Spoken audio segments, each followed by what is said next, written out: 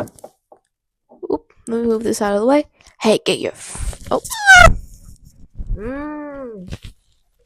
Okay. Okay. Oh. Thank you so much for that input. I really appreciate it. Now get out the way. Ah. Oh, I'm slamming her head into the wall. Oh. I just dropped my cat. I just lost my dog and my brother's only have a chance. Shave your ball. Ow. Cults don't recruit the weak. They recruit the hopeful. The old ladies on their deathbeds. Your cousin who did marijuana at 10 years old. James from down the block whose wife just died. And they're the ones searching for meaning in their life. And once you're in, that's when things get weird.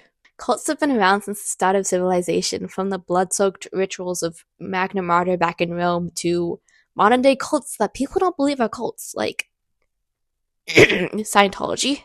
But how do they do it? How do cults brainwash people? And most importantly, can it happen to you? Stick around. Let's find out. Before cults like Heaven's Gate, NXIVM, and no, that's not just a movie reviewing website, you're thinking of IBDM. IDBM? Whatever. And cults like Charles Manson or Jonestown, there was Magna Mater, worship of the Great Mother Celebi, the Pokemon. Nah, I'm just playing. But it was a widespread phenomenon in ancient Rome, and it had all the markings of a cult, from the rituals, the manipulation, and the body mutilation. You see, to truly devote yourself to Magna Mater, you had to perform a little, well, self-sacrifice. And by self-sacrifice, I mean, let's just say most men weren't leaving the temple with all of their body intact. First, we're going to be talking about blood baptism, the Tarobulium. There's no one who can correct me on my pronunciation of that because they're all dead. They're all dead. The initiate stood on a pit covered by a wooden platform with holes in it. A bull, or sometimes a ram, was sacrificed on the top of the platform. The animal's blood would drip onto the initiate, covering them completely. Kind of like waterboarding. Bloodboarding? Kind of sounds like some new exercise. We all, woo, I'm bloodboarding. Totally rad. This was a baptism of blood. It was seen as rebirth, purification, and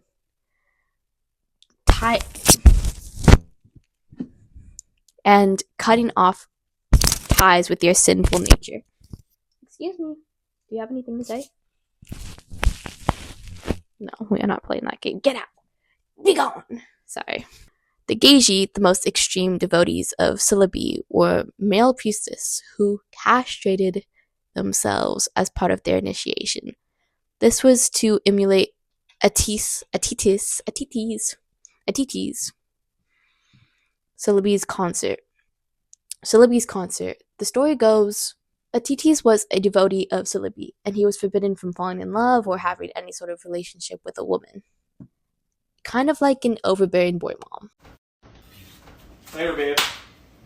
Bye, I love you. Ew! See ya, bro. Ew! Bye, Mom. Ew! What in the freaktastic family function is this? Out here serving up incest for breakfast. You see the way that boy grabbed them things like he was taking them yams to go? What the fuck? You heard that slap? I might just be part of the family, my damn self. Yeah, very good. As the legend goes, Atitis falls in love with another woman, rookie mistake. And Celebi, being jealous, drives Atitis into a mad state, where Atitis goes to a pine tree and castrates himself. He died from blood loss, and Celebi finds him, is distraught, and then resurrects him. Which is weird. Hey, get out the way! I like you. Ooh. I like you too. Ooh. Hey, I don't like this. Who would do this? They gaily imitate this story in a frenzied state, mainly during a festival, the Day of Blood, which occurs in March. Initiates would work themselves into a trance-like state through intense fasting and music. In this altered state, some would take a sharp stone or blade and castrate themselves. After this act, the initiate would wear women's clothing and live the rest of their lives as a eunuch, priest of Celebi, which is insane. You see MAGA groupies saying that being transgender is something totally new, but this has occurred since 218 BC. However, by the late Roman period, this practice was completely discouraged and banned. So initiates and worshippers of Celebi would often participate in wild, ecstatic rituals, which featured drumming and cymbals thought to induce trance-like states, dancing and chanting to whip participants into religious frenzy, flagellation, which was self-whipping, often drawing blood as an offering. The cults, all honesty, I kind of find this funny. Like, imagine this cult being called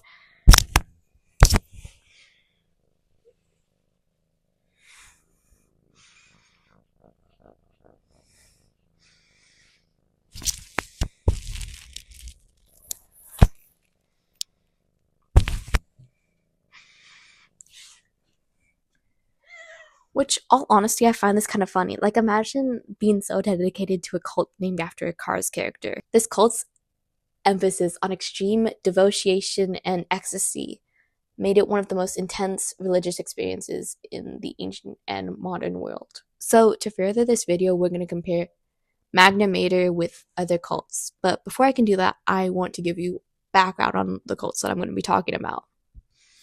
So, first, we're going to be talking about Heaven's Gate, which was a cult prominent in 1997, a year with too much Donkey Kong. Before I start, I want you to imagine a cold, silent mansion in San Diego.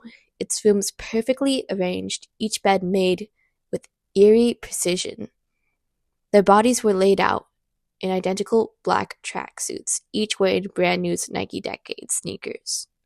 A purple shroud covered their faces, each and every one of them. The air is heavy with the scent of decay and unmistakable presence of something unearthly. 39 people died, except for 2 who currently run the website of Heaven's Gate. This cult believed that they were about to ascend to an alien spacecraft. Kind of something like a bad Star Wars plot. Or any Star Wars plot, because they're all bad. They weren't dying, they were leaving their human vehicles behind to transcend the world. Their leader, Marshall Applewhite, a gaunt, wide-eyed man with an unsettling calm voice. So the mind that was in Jesus, what? That mind is in me? You'll have to decide that for yourself. I must admit that I am here again. Ugh. They lived like monks but with computers, using the internet to recruit new members while isolating themselves from the outside, corrupt world. Their final days were performed meticulously. They ate the same meal, performed a ritual goodnight, and then drank a lethal concoction of phenobarbital mixed with applesauce vodka, slipping into eternal night shifts. Slipping into eternity, but with shifts. 2 people go at the same time, and then the next 2 people would lay a shroud over their face. This ideology was not just science fiction. This was a death march disguised as enlightenment. Next, we're going to be talking about NXIVM, the cult of power, branding, and broken minds, which was prominent from 1998 to 2018. Almost 20 years. No, exactly 20 years. Next, we're going to be talking about NXIVM, the cult of power, branding, and broken minds, which was prominent from 1998 to 2018. It started as a high-end leadership program, promising. It started as a high-end It started as a high-end leadership program, promising elite self-improvements. It started as a high-end leadership program, promising elite self-improvement and a chance to unlock your true potential. And a chance to it started as a high-end leadership program, a promising to elites. It started as a high-end leadership program, a promise to elites of self-improvement, and to unlock. It started as a high-end leadership program, promising elites self-improvement and a chance to unlock your true potential. But beneath the polished corporate veneer, NXIVM was a sinister web. But beneath the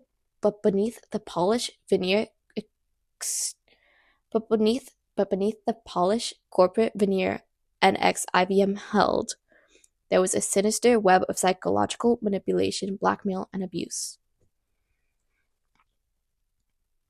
Alleged members of the group were Allison Mack, an actress who was only 23 at the time, who stated she came to NXIVM when she was unhappy with her TV acting career.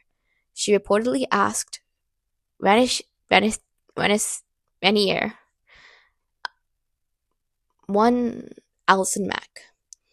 Alleged members of the group were Allison Mack, the actress who was only 23 at the time, who stated in an interview with the New York Times that she came to NXIVM when she was unhappy with her TV acting career. She reportedly asked Ranier to make her a great actress again, which might be why the media has such a perception of the Illuminati controls everything. It's wrong, but they take somewhat truths of unlucky, washed up actresses and actors who come to a person who promises they can improve them and put them back in the limelight again. Next, we have Anthony Amies, more commonly known as Nippy. The actor was a long-time member of NXIVM, where he met and fell in love with Edmondson. When the two got married, most of the wedding guests and bridal party were followers of NXIVM. While his wife continued to grow within the organization, Nippy became disillusioned by the experience and was unaware of her involvement with DOS.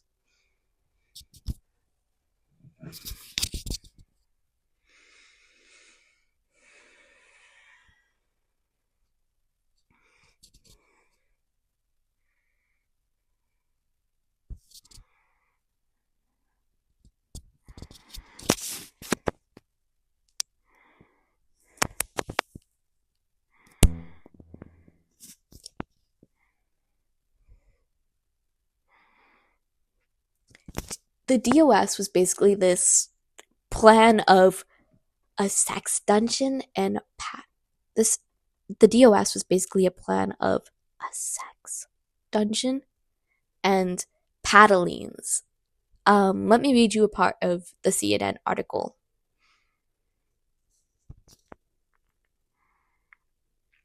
A former master in the secret society of women within the group known as NXIVM testified Monday that she began to grow concerned as she heard about acts of violence against the women involved, including plans for a sex dungeon, all allegedly directed by NXIVM founder Keith Raniere.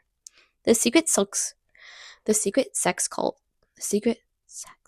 cult known as DOS was made up of a bunch of women who were either masters or slaves, and Raniere was the leader, despite the fact that it was just meant to be a women's empowerment group, jurors in Brooklyn heard. Lauren Salzman, 42, who pleaded guilty in federal court charges of racketeering and racketeering conspiracy in March, testified that she was a master and had 6 slaves of her own.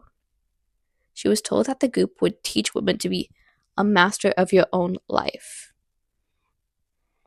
At the meetings in their sorority house, Salzman and other masters would administer paddlings with leather belts.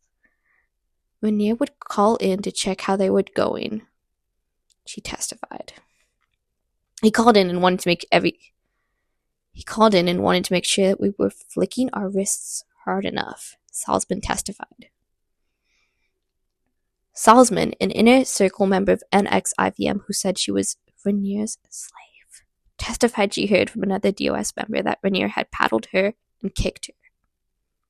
These things started to become scary for me. Like now they become scary for you. No, not when you were literally abusing other women. The moment when another girl got kicked and punched. That's when you started acting out.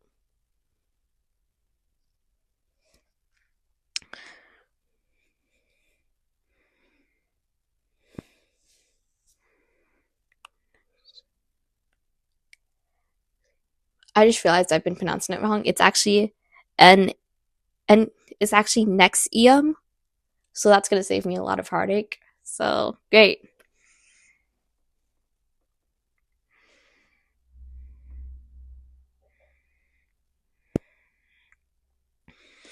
Let's keep going with these people.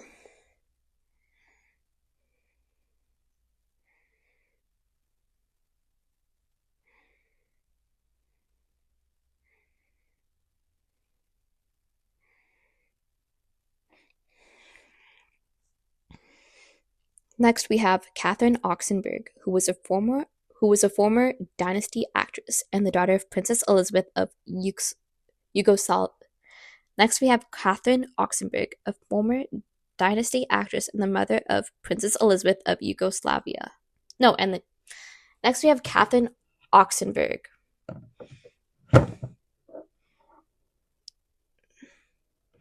Next, we have Catherine Oxenberg, a former Dynasty actress and the daughter of Princess Elizabeth of. Next, we have Catherine Oxenberg, a former Dynasty actress and the daughter of Princess Elizabeth of Yugoslavia. She was able to get out, but not fast enough to save her daughter, India, from the clutches of Rainier. I didn't sign my daughter up for a sex cult, Oxenberg told E.T., explaining she holds herself accountable for what ultimately happens to India, intending to help her daughter on a journey into adulthood. She inadvertently introduced India, then 19 years old, to Nexium in 2011. The truth is, we didn't know what we were getting into. The truth is, what we went into was an intro for leadership program, Oxenberg explained. It could have been in any self-help program, but that's the truth. Nobody signs up to join a cult. The cults often have, which sucks. Imagine a person who gave birth to you, your mother, and she's like, oh, I have the perfect birthday gift for you. Let's go to a leadership program. And it turns out you're joining a cult. I would never trust my mom again if that happened to me.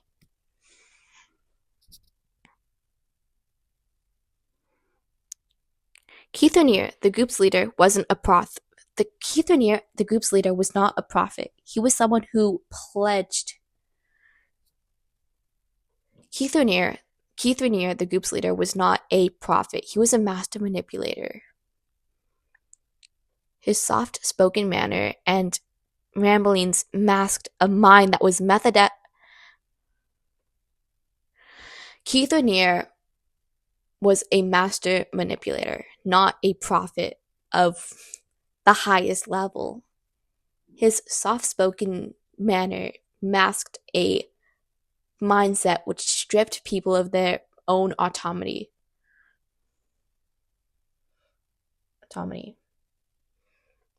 One small step at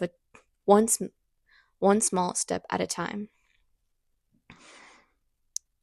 Recruits were love-bombed by Rainier, drawn into a cult with a talk of empowerment and femininity, and secretly it was neither of that. Women were lured into DOS, a secret inner circle disguised as a mentoring program, but was secretly a sex dungeon. They were forced to. They were the women were first. The women were first. The women, not the men, were forced to hand over collateral, which was nudes and financial secrets, and even false confessions to major crimes. The women were members were forced to hand over nudes, financial secrets, false confessions, and the members were forced to hand over collateral like financial secrets, false confessions to major crimes, and nudes. Their flesh was seared with ran their flesh their flesh was seared with their flesh were sealed their flesh were seared with Rainier's initials, which turned their skin with a cauterizing pen, which burned into their flesh was seared with Rainier's initials, which turned their skin which their flesh was seared with Rainier's initials, which burned into their skin and cauterized it.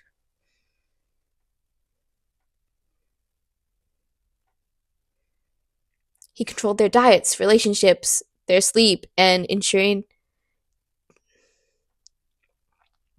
he controlled their diets, their sleep, relationships. He controlled their diets, sleep, and relationships, which ensured that they were emotionally and physically vulnerable.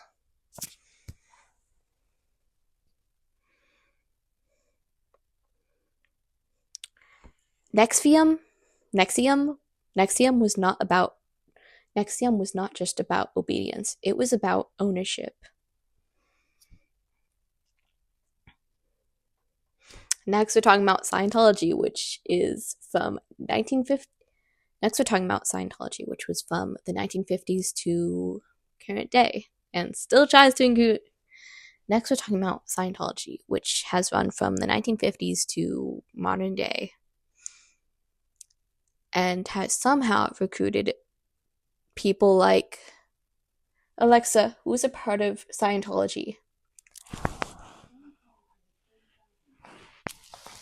Alexa, what celebrities are a part of Scientology?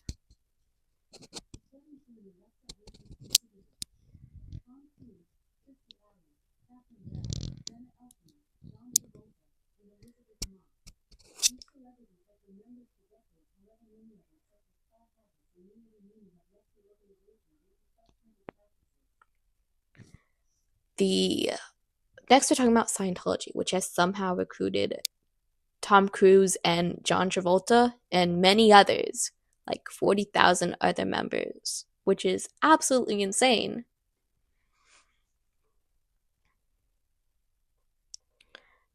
But now that you know that, welcome to Scientology, a cult with its own now that you know that, welcome to Scientology, a cult with its own military program. Prisons.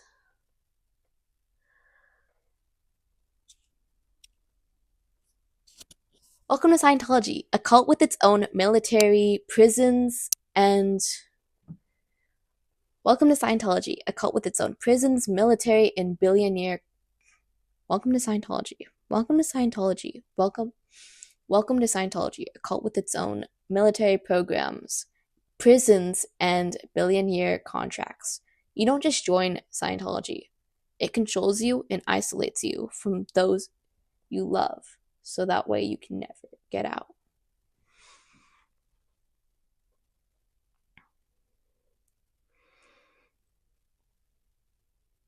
L. Ron Hubbard, a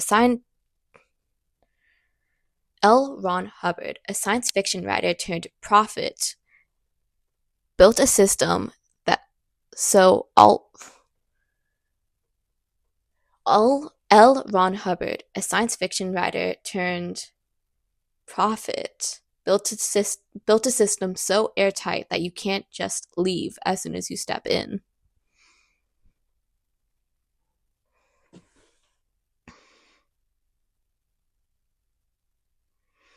Your secrets there are cataloged through an auditing pseudotherapy program.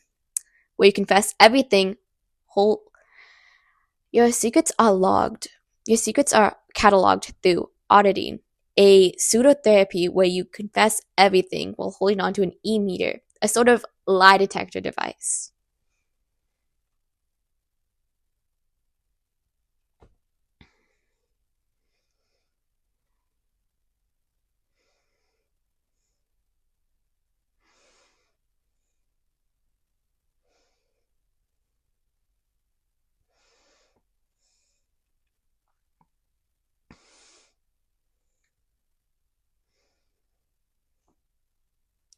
Dissenters are punished brutally by the Sea Org, a internal police within the Scientology program.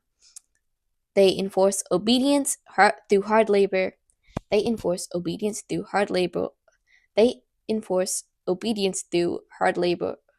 They they enforce obedience through hard labor, they enforce obedience through hard labor, sleep deprivation, and total isolation in the Hole, which is a prison for those who dare question their leadership. There is something called a fair game doctrine, which if you leave or criticize Scientology, you are then declared a enemy of the church, and that means your life will be systematically destroyed. They will stalk you, bankrupt you, ruin your family, and even fabricate crimes against you. Leaving means losing everything, meaning many family members are leaving means losing everything. Many members are forced to disconnect from their families, spouses, children, parents, all labored. Joining means losing everything. Many members are forced to disconnect from their wives, husbands, children, mothers, and fathers who are deemed as suppressive persons if they question the church. It's not just a religion, it's a multi-billionaire It's not a religion, it's a multi-billion It's not a religion, it's a multi-billion-dollar company which thrives off the mental instability of its consumers. It's like if Apple had its own religion.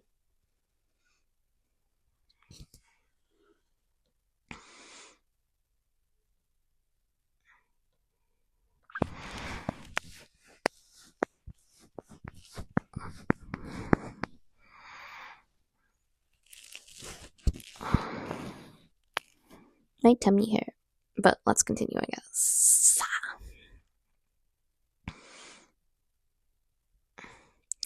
Next, we're talking about Jonestown, the cult that ended in the world's mass.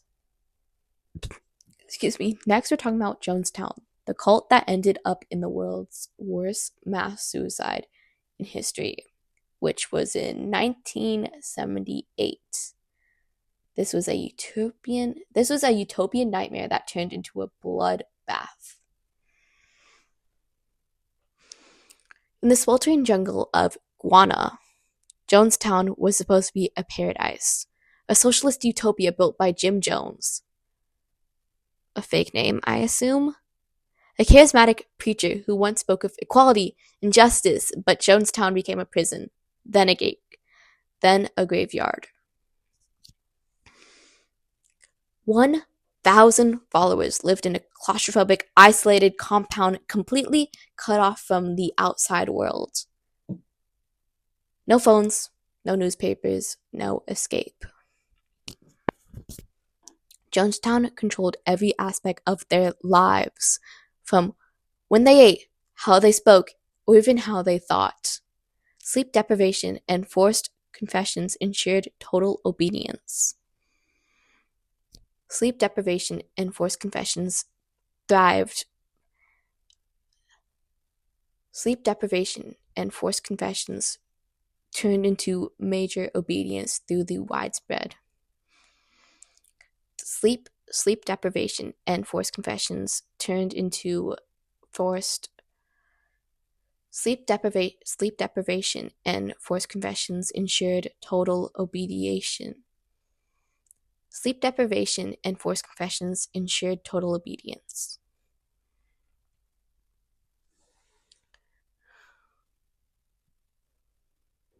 They rehearsed mass suicide drills called White Nights, where they would drink what they were told was poison until one night it wasn't a drill.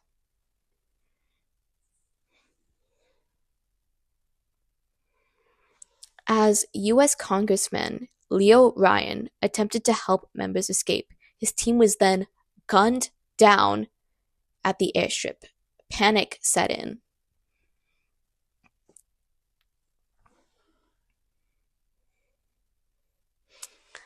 Vats of cyanide-laced flavor aid were prepared. Babies and children were dosed first. Vats of cyanide-laced flavor aid were prepared. Babies and children were dosed first, their small bodies convulsing in their parents' arms.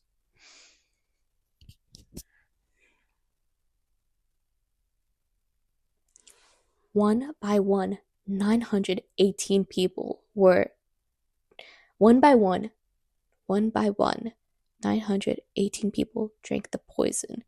Some didn't want to, and they were forced to. Some tried to run, and they were shot.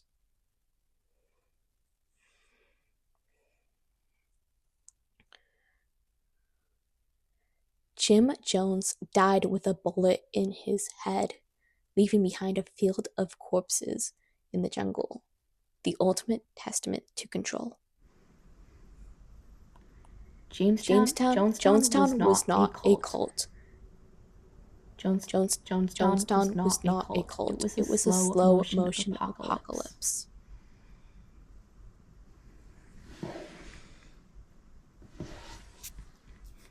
Next we have Shinryokyo. Next we have Shinryokyo. The Doomsday cult. Next we have Shinryokyo. The Doomsday cult that gassed a city from the 1980s to 1995.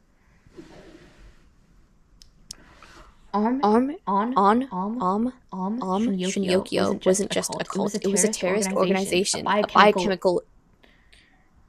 Shinryokyo wasn't just a cult. It was a terrorist. Shinryokyo wasn't just a cult. It was a terrorist organization, a biochemical death machine, and Shinryokyo wasn't just a cult. It was a terrorist organization with a biochemical death machine.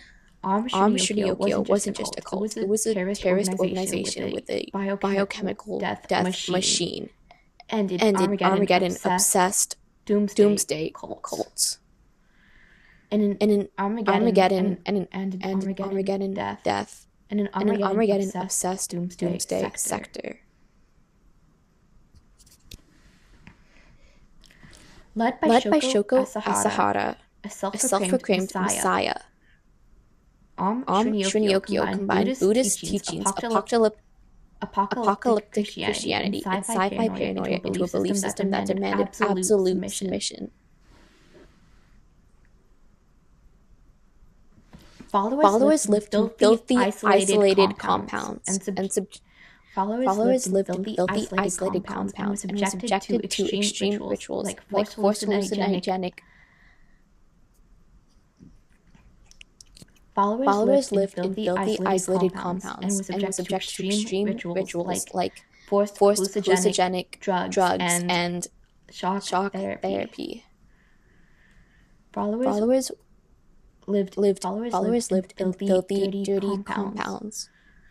Followers lived in filthy, isolated compounds and were subjected to extreme rituals like hallucinogenic drug use and Followers lived in filthy, isolated compounds. Followers lived in filthy, isolated compounds and were forced into extreme rituals like hallucinogenic drug use and electrocution and electrocution purification. Which is just a nice way to say, hey, we're going to shock you. Scientists and engineers build weapons, not for defense, but to wipe out humanity and usher in the apocalypse. Apocalypse?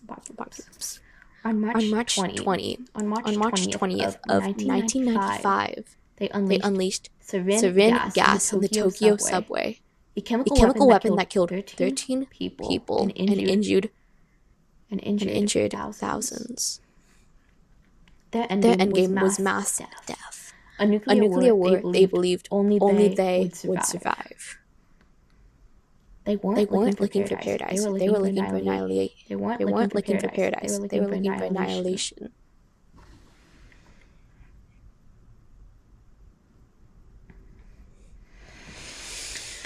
I bet you're thinking, kind of sounds.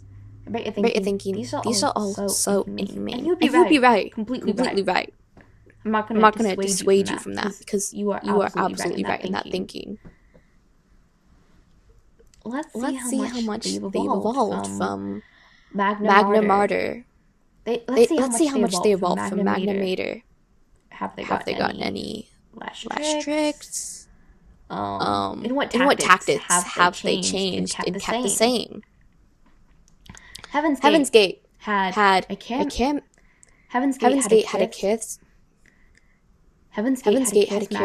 mythology about aliens and the idea that humans' body were. Heaven's Gate had a charismatic mythology that aliens and the idea of human bodies were vehicles to be discarded for higher immortal fame. Heaven's Gate had this mythology about aliens and that your body could be discarded and you could be transcended. Heaven's Gate had this mythology about aliens and that your human vehicle could be discarded into Heaven's Gate had this mythology about aliens and that your human body could be discarded as a vehicle to get you to a higher plane of existence. And just like Celebi's cult offered rebirth Zeus, and just like Celebi's cult offered rebirth through sacrifice, and just like Celebi's cult offered rebirth through sacrifice, Heaven's Gate followers believed that they had to leave their human bodies behind to reach a spaceship, trailing the Halley Boop comic. To reach a spaceship trailing the Halley Boop comet.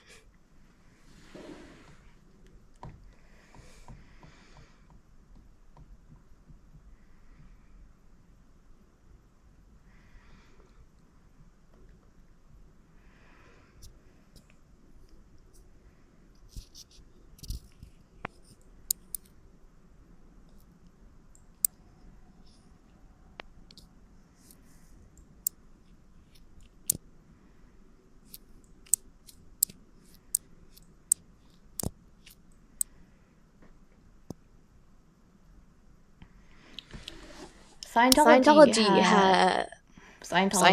once inside members are discouraged from talking to outsiders because of their suppressive persons. They develop their own language, worldview, going clear, operating that 10. And just like the galley lived apart from Roman society, Scientology members exist in a separate world within the Sea Org. Which sounds like another version of sea life. The Manson family. Charles Manson built a tight-knit. The Manson family. Charles Manson built a tight-knit family outside of the world's view, and Charles Manson built a tight-knit group. The Manson family. Charles Manson built a tight-knit group that rejected modern standards and society. Like the galley giving up on their path. Like the galley giving up their past selves. Manson followers abandoning their names and former identities.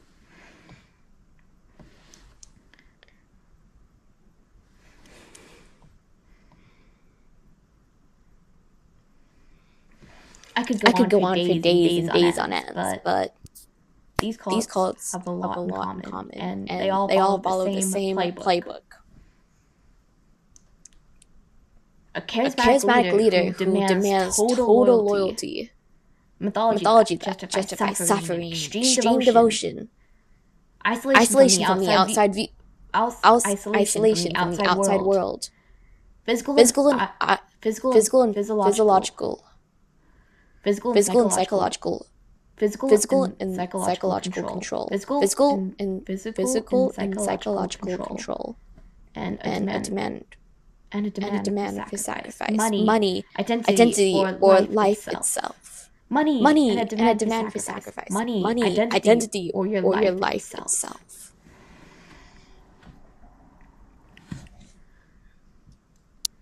And the scariest part, most people think they're too smart for it. But if you felt drawn in, if you felt the power of these stories, maybe, just maybe, it could happen to you.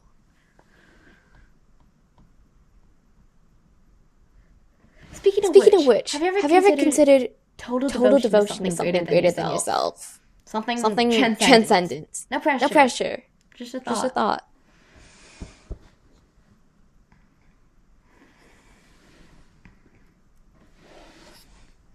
So how do people get pulled into these cults? It's not as simple as brainwashing. Cults don't work like in the movies, where someone gets strapped to a chair and hypnotized. No. The process is far slower, more excruciating, and subtle. No. The process is way more subtle and slower. No. The process is way slower, more subtle. Here's the formula, in case you want to try this at home. Love bombing. The moment you show interest, they shower you with affection, praise, validation. You are special. You are chosen. You belong. Next up, isolation. They pull you away from friends and family. Physically or mentally. Until the group is the only real support system you have. Next is the us versus them mentality. They convince you that the outsiders don't understand you like we do. And they are the enlightened ones. And everyone else is lost. Good job, you're on step 4. Next is the escalation of commitment. Small asks turn to big demands. First it's a meeting, then it's a we can retreat, and then it's moving to a commune. And Next is the escalation of commitment. Small asks turn into big demands. First it's a meeting. Next is the escalation of commitment. Small asks turn into big demands. First it's a meeting, then it's we can retreat, and then it's going up and giving up half your life, moving to an isolated commune. Next is the isolation of commitment. Small asks. Next is the escalation of commitment. Small asks turn into big favors. First it's a meeting, then it's a we can retreat, and then it's a moving to a isolated commune in the middle of nowhere. By step 5, it's total control. By the time you realize what's happening, your entire identity is shaped into this cult ideology. Next is total control, where you realize what's happened. Next is total control. By the time you realize what happened, the last step is total control. By then you realize what's happened, and your entire identity has been reshaped to fill. Next, and finally, it's total control, where your entire identity has been reshaped to fit this cult ideology. And by the time you realize, it's too late to walk away.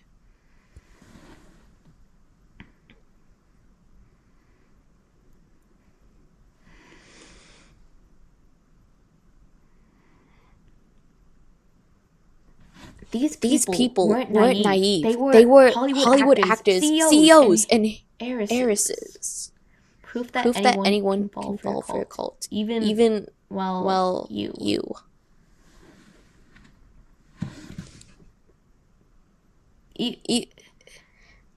These people weren't naive. They were CEOs, Hollywood actors, heiresses, proving that anyone can fall for a cult. Even you. I'm not I'm saying, not saying you you would, would, but let's let's check. Number one, have you ever felt lost and wanted to find a deeper meaning in life?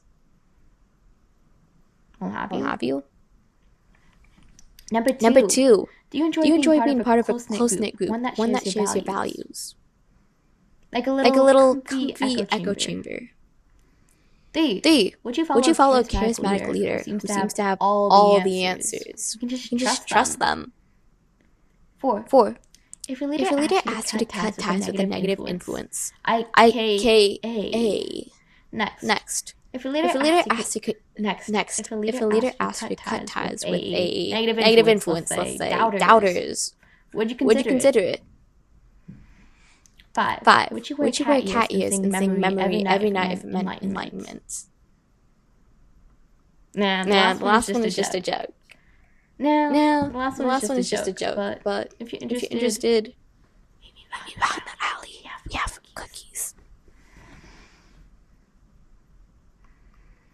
Just bring your whiskers. The last one's a joke, but if you're into it, meet me at the back alley. We have cookies. It's BYOW. Bring your own whiskers. The last one's a joke, of course. Unless you're into it. The next one's a joke, unless you're into it. Meet me at the back alley. We have cookies. It's BYOW. Bring your own whiskers. And seriously, if you said yes to any of the other four questions, you might be more successful. And lastly, but seriously, if you said yes to any of the other four questions, you are more successful. But seriously, if you said yes to any of the questions that were above the joke one, but seriously, if you said yes to any of the first four questions, then you might be more susceptible to. But seriously, if you said yes to any of the four first questions, then you might be more susceptible than you think.